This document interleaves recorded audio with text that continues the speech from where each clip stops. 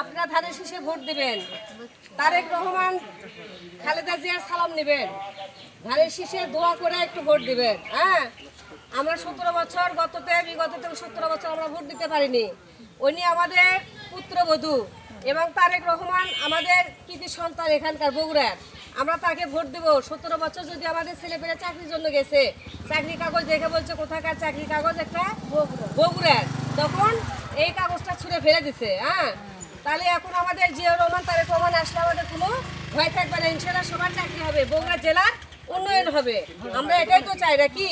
অনেক কিছু আমরা ভুক্তভোগী হই, যেমন রেশন কার্ড, বিধবা কার্ড, অনেক কিছু পাই। রেশন কার্ড, বিধবা কার্ড, বয়স্ক ভাতা, প্রতিবন্ধী ভাতা আমাদের জন্য আমাদের ম্যাডাম করেছে, খালেদা জিয়া ম্যাডাম করেছে, আরো অনেক কিছুই করবে।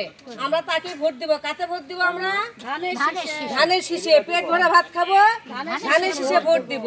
এবং আপনি ভোট দিবেন, আপনি পুরো ফ্যামিলির ভোট নিয়ে দিবেন, তার সাথে এলাকার ভোটও আপনারা চাইবেন, ঠিক আছে? হ্যাঁ, এইরকম ভাবে আপনারা ভোট চাইবেন, ভোট দিবেন, ভোট করবেন, ঠিক আছে?